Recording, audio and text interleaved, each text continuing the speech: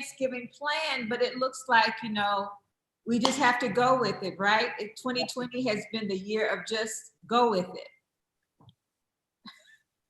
Absolutely. I'm trying not to talk over anybody else who's here. I see. Oh, no. You and I will just have a chat, and then they may ask us a few questions, but for the most part, it's just the two of us, okay? Oh, I love it. Okay. Okay. So first of all, how are you? California is headed back into lockdown, and we thought you'd be in North Carolina today. So are you okay? Everyone's good? It's funny to hear you say that. Did you see Meghan Markle's piece in the paper today? I did, and that is exactly why I wanted to start with "Are you okay?" I loved her idea of really asking people. And after I had had a child, I learned after that moment when I see people with new children to really ask the mom if they're okay, um, and to give a real answer. I think the time is now to give a real answer. I have to say, today I feel really good. The Yeah. last couple of days, I felt very sad about being in lockdown over Thanksgiving. And I imagine I'm not alone in that. It's a time where we think of gathering not just with family, but just together Yeah. with, made family or with people who feel alone. And so I felt the strain of that. So Yeah. thank you for asking. Well, I had to ask that first. So Well, but I want to ask you, how are you doing?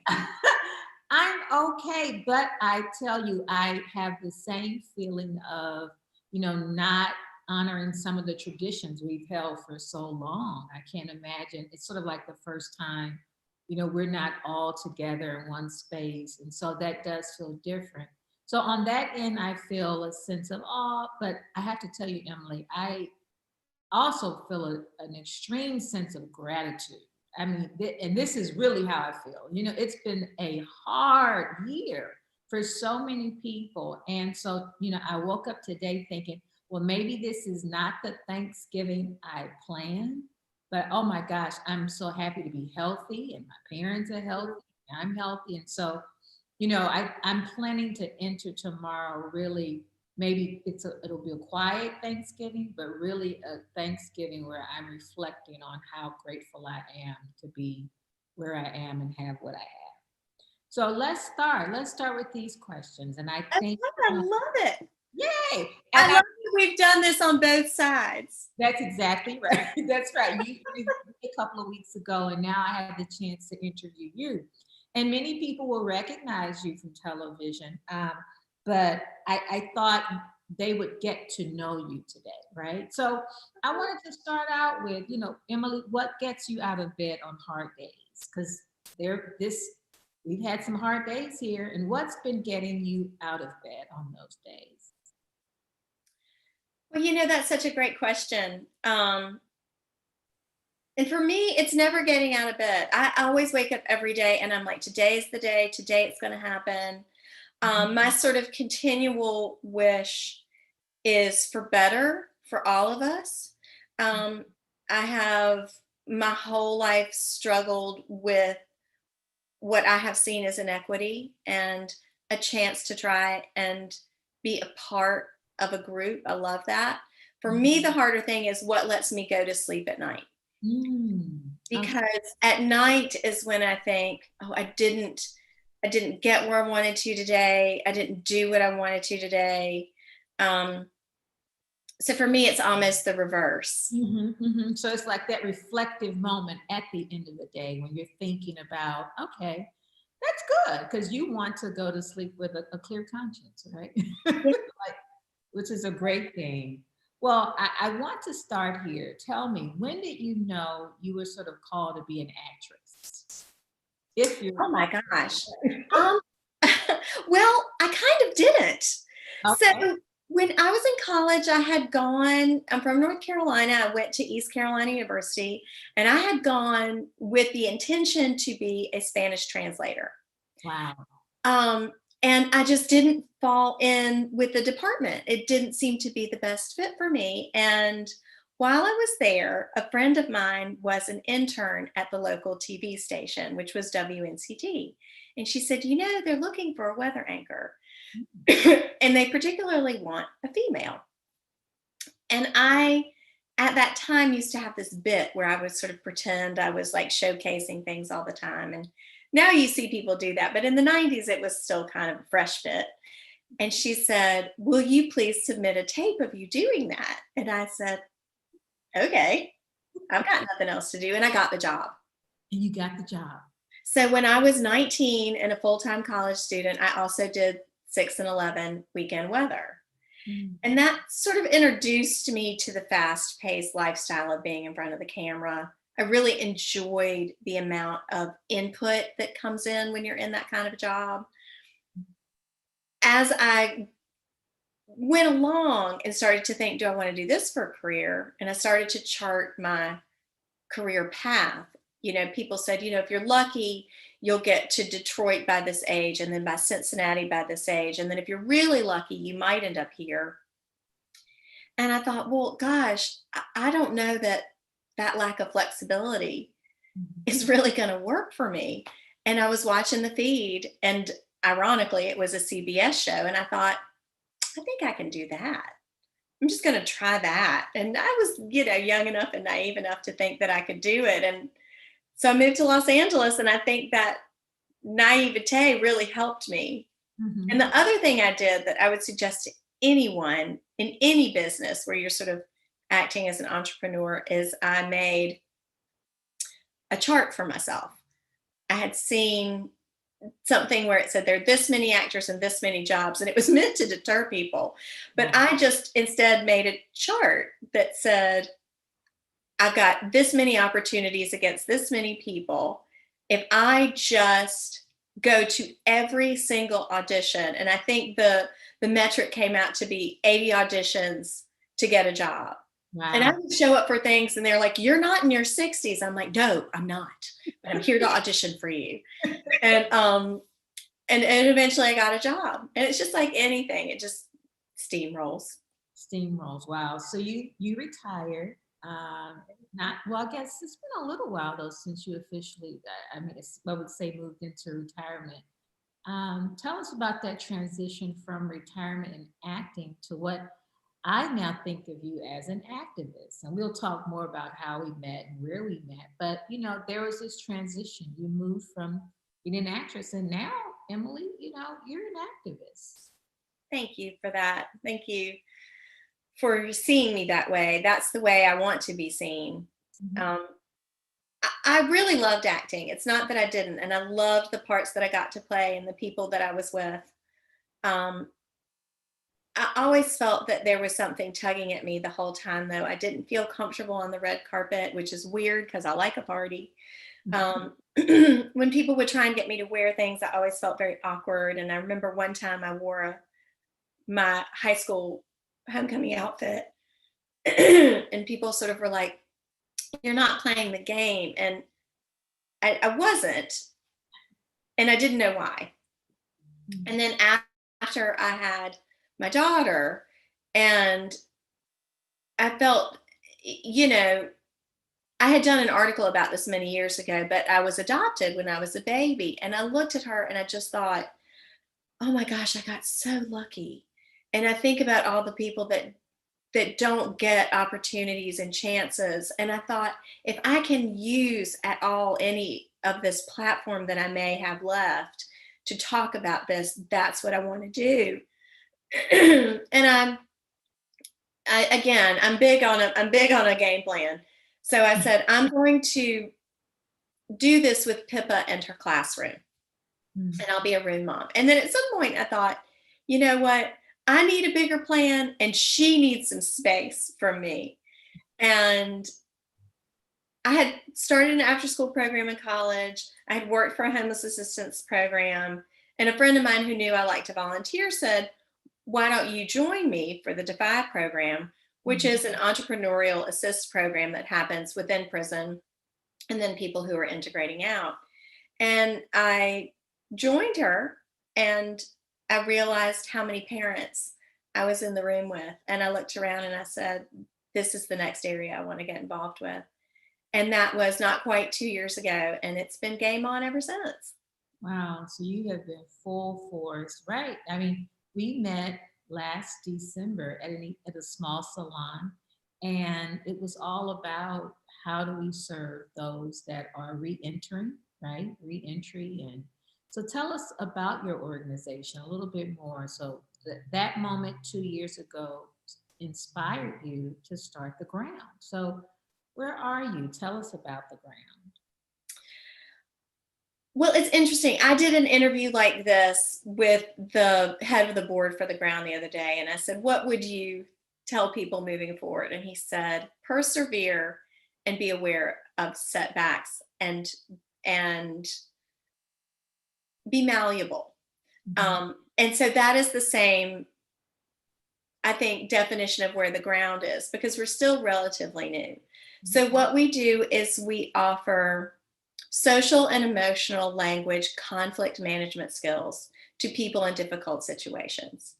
And once I started doing it to those who are incarcerated, and I realized, so sadly that so many of these people just didn't have proper structure growing up. They didn't have enough support. They weren't able, for many reasons, to have parents at home. And it's not because they all had bad parents. A lot of them have really caring, beautiful parents. But because of wage disparity in our country, a lot of times people in a lower economic level have parents who work far away from home, especially in larger cities. So people were missing parents. People had undiagnosed learning issues that sort of filtered them into an area where they just didn't feel like they had much hope, and gang life seemed to be the best choice. And once I realized that, I thought we need to expand our leadership program to children. So we are launching our first children's program in February in Stockton with a really amazing school. So Oh, excited. congratulations. And my goal is just to offer people a look at their whole identity and just to be able to see the true narrative in that and not all the false overlays that that if you don't have a lot of money you're somehow a bad person. This is crazy that Mhm. we encourage this as an idea, and that clothes somehow make you better and things somehow make you better. We all know they don't, but we've been sort of using these crutches for the last, I don't know how many generations. And so my goal is to really stop that and to begin to look at each other as a community. And then, Crystal, we are making real headway with the food this week. So I knew I didn't want to raise money traditionally because I'm not good at it. And I was afraid that would take priority over a program. Um, so I had created a food product that will hopefully make us vertically integrated, provide people a place to come to work where we have a positive business model. Everybody starts at the bottom, everyone moves up from there. We are as great as we collectively function as a team. We share that profit and we use that profit to help others. Um, and so hopefully we will have, I'm having a conversation with the co-packer this afternoon, so I feel really positive. But Wonderful. that's sort of the overview of the ground. I mean, you wear a lot of hats, Emily. You are a social entrepreneur. You're an activist. You talked about your daughter and your mom. Tell me, how has your understanding of your daughter shaped your work? What influence has she had on the work you're doing now, if at all? Oh my gosh, I mean, everything. I just thought this is the generation behind us. And if we're not sort of beating the path toward better, then what hope does anybody have? And I looked at her and I just realized we've all got to get on board with this.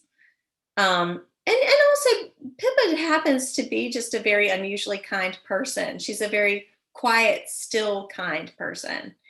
And I just think, oh my gosh, I want to support that for her and for all the children like her who might not be getting what they need, who Mhm. might not be having a voice. I really think I sent her to the park today with some friends to do a walk with her former nursery school teacher, and I sent her with Fred Rogers' poetry book. Hmm. And I said, this might be a nice way to talk about Thanksgiving is to talk about community. And I think Fred Rogers was such a trailblazer. And if I could dream a dream, it would be to follow in his footsteps and do what he started and continue with that and spread it. Yeah. So, I mean, you are a community builder at the core. The last time we talked about this need to build community. And we jokingly said when life opens back up, we were going to figure out our Friday night community experience. How did growing up in the South, how do you think growing up in the South sort of impacted your view of creating community? This group didn't get to hear your wonderful stories. Oh my gosh. Well, I really loved your stories about it, Crystal, and your Friday night get togethers. But I think for me growing up in the South, and I think it's true for many people growing up in the South, you are in groups a lot. I was always with my cousins and with my grandmother and her sisters, and we heard stories about the war. The men would gather, the women would gather, the children would gather. We'd come together and we'd sort of swim in this potluck stew of everyone bringing what they liked and the old favorites being there. And as people got older, teenagers would make a dish and add to it. And I feel like being able to sort of swirl in that group dynamic made you feel very independent, made me feel very independent, made me feel very supported. It made me feel very seen as a human and not a collection of overlays that were presented, but not my representative. My person was seen, and Mhm, my person was loved. mhm. To me, that's super Southern. And I noticed that and still notice that when I'm home. A sort of common occurrence you can count on is the grocery line, the courtesy of the grocery line. If someone with one item gets behind a person with a full cart, you can set your watch that the person with the full cart is going to say, "Would you like to go?" Mhm. And people will sort of poke fun at the slowness of the South, but it's really a kindness, I think, that driving slower allows other people to be on the road with someone. I love that. Driving slower allows another person to be on the road. I'm going to use that. Yeah, that it is a unique experience. And I can only imagine being in Hollywood, what that felt like, sort of having that as a core part of your identity. Were you able to take any of those values to Hollywood? Well, I still wave if someone lets me over, so I spend a lot of time waving. I'm always like, "Thank you, thank you." And people make fun of me for it. And then the other thing I brought with me was "excuse me" as a sort of entree into a conversation. And I remember one time I went to the store and the guy said, "You say 'excuse me' all the time." He's like, "What do you mean by that?" And I said, "Well, I'm just letting you know that I'm coming into the space with you and I'm about to ask you something. So don't just like jump in and say, 'How much is this?' I say, 'Excuse me, how much is this?'" Um, and he thought it was so strange. And now my daughter does it and, and people talk to her about it. But, you know, I don't think there's ever anything wrong with being polite. I agree. I love that. Love that. We need a t-shirt that says that. Right. Our final kind of wrap up question today. What is your hope for women? You've had I would say in some ways a charmed life, right? Would you agree? Yeah. I would agree. And so a lot of women, listening to us today probably haven't had that experience. Some probably have, but at the end of the day, what is your one hope, Emily, for women? Oh my gosh. Well, I don't want to leave the men out entirely. So I will say, men, you are awesome and I thank you. But to women, I will say, you are different and you are special. And women fight in a way that is so hardy and robust. And I would just say, be the thing that you know in your heart you are capable of. And that doesn't mean a job, that means as a person. Be Mhm. the person that you in your heart know you are capable of, because women are mighty. And I will tell you, when I asked my grandmother, who'd been married for 63 years, I said, "How are you married for 63 years?" And she said, darling, I have four wonderful sisters. And I said, that's not what I asked you. And she said, isn't it? Mm. So we must be sisters to each other. And to every woman, or as Southerners say, every girl out there watching, you make people. Mm. You are responsible for the future. You can do absolutely anything. Your best is a mighty, mighty best. Love that. Look at you. Powerful. Emily, you are a powerhouse in a tiny package. I'm sure you've heard. We are powerful. We Yay. are powerful together. Wonderful. Well, One person alone is not powerful. Power is togetherness. togetherness and community. Emily, thank you so much for joining us for our sort of final series in this session. You know, I thought moving into Thanksgiving, it would be great to hear from you. I have to say, I'm so proud of you. I'm happy that our paths met at a table grazing. I'm really thrilled about the work you're doing, and I'm so happy to be a part of you making community and healing community. Anything you want to close with? I wanted to say, what would you like to say to all the women out there? Wow, this is great. This is a moment that we're in that I feel like we are having to be intentional about our pivots because, you know, COVID is going to cause a lot of us to rethink and reassess what our next move is, right? And I'll share from my own experience. It has been a moment to sort of slow down Mm. and reassess and reflect. And so, what I want to say to women is, and what I've been trying to say through this series is, make certain that your next moves are intentional. But more importantly, whatever path you choose, understand you have a purpose and a divine assignment on that path. And only you can accomplish those things. So I think it's real important in this moment for us to take time and really figure out our next. And more importantly, where it is that we should be serving and doing and thriving. And as you said earlier, it's not just about a career, but we know we have to go to work, right? But make certain that whatever it is you choose or whatever path it's on, it's a path of intention and purpose. And that's what I'd like to close with. That's beautiful. Well, Those are thank beautiful words. Thank you for you. saying them. I felt like you were saying them to me too. I love it. Good, good. Well, I'm so proud of you and grateful to have you as a friend. Well, enjoy Thanksgiving, even though it's going to be different. But we're just grateful to be here and to have good health. Oh my gosh, Crystal, I'm so thankful for you. This Oh, is this is nice to share Thanksgiving this way, and I look forward to the next time we're together in person. same here. Take care, my friend. Bye Take bye. care. Bye.